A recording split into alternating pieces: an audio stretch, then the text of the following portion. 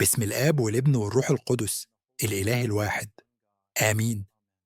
في الإصحاح الرابع هنتعرض لسؤال حوالين إيماننا بشريعة الزوجة الواحدة. ده سؤال إيماني مهم. هل ربنا حط شريعة اسمها إن الرجل لازم يكون له امرأة واحدة والمرأة يكون لها رجل واحد؟ واضح في الإصحاح ده إن واحد من نسل قايين، وكان في نظر ربنا إنسان شرير وعنيف وهمجي، ذكر عنه في الآية رقم 19 إنه أول واحد في التاريخ يكون له امرأتين، وده جزء من شره أو كسره للوصية. ليه؟ لأن زي ما ربنا يسوع قال في العهد الجديد: ألا تعلمون أنه من البدء خلقهما ذكرا وأنثى؟ ربنا قال كده بوضوح في متى 19. لكن هل يا ترى كمان ده كان رأي ربنا في العهد القديم ولا فقط في العهد الجديد؟ واضح إن من أول سفر التكوين في الإصحاح الأول إن ربنا خلق الإنسان ذكر واحد لأنثى واحدة، وبقى اسمهم زوج. كلمة زوج يعني اتنين. لو كان تلاتة كان يبقى لهم اسم مختلف عن كلمة زوج، أو لو كانوا أربعة يبقى اسم مختلف عن كلمة زوج. لكن كلمة زوج معناها اتنين فقط.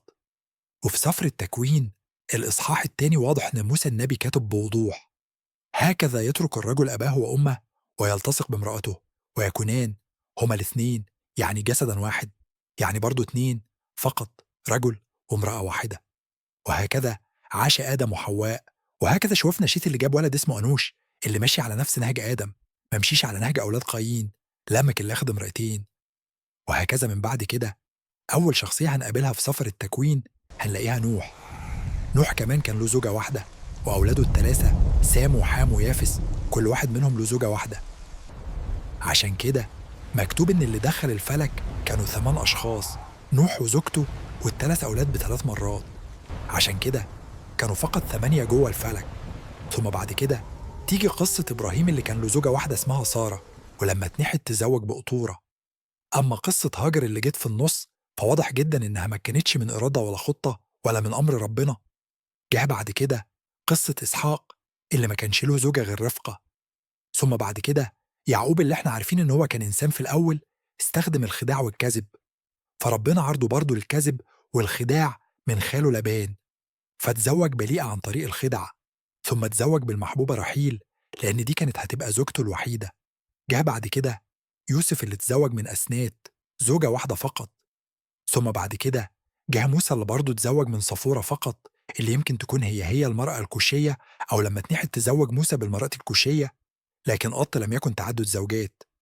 ثم بعد كده تيجي قصة حنة أم صموئيل اللي كانت زوجة واحدة لزوجها الجانا، لكنه تزوج من امرأة أخرى فقط لأنها لا تنجب نسلا، وده كان مقبول بحسب الشريعة عشان يحتفظوا بالأنسال.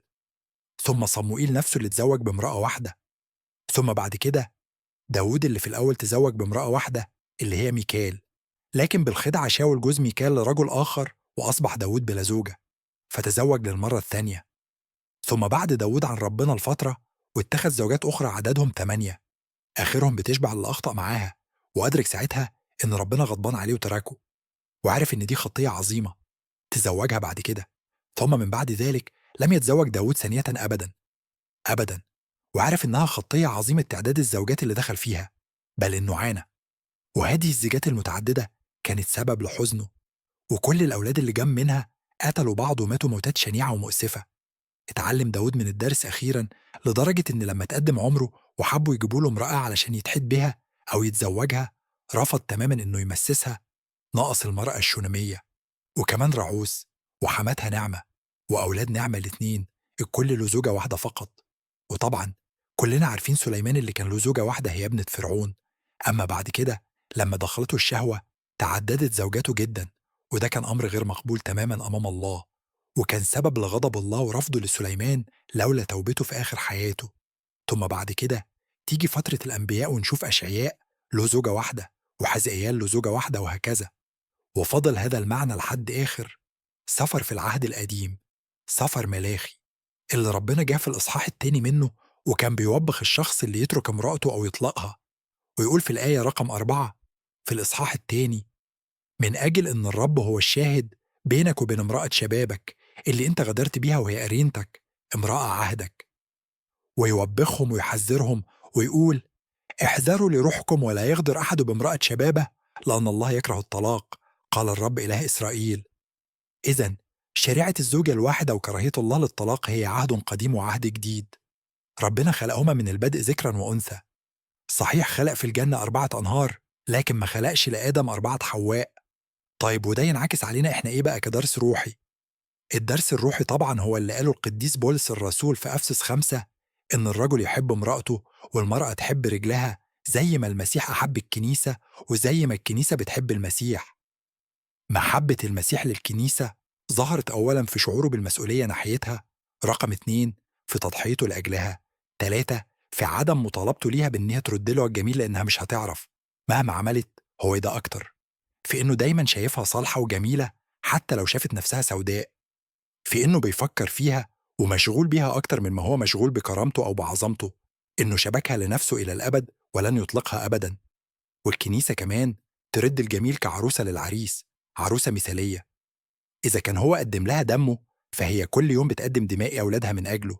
هي بتخضع وتسجد له كعروسة صالحة، تخضع لزوجها عن طاعة وعن حب وعن عرفان وعن ثقة في إنه هيعاملها بمنتهى الاحترام والود والحب، بالرغم من استعدادها لتقديم الطاعة والخضوع. ياه، لو الزوج يقدم للزوجة هذا الحب، وياه لو الزوجة تقدم للزوج هذا الاحترام والامتنان. صحيح نموذج ربنا يسوع المسيح مع الزوجة الواحدة اللي اسمها الكنيسة هو نموذج للزواج المسيحي،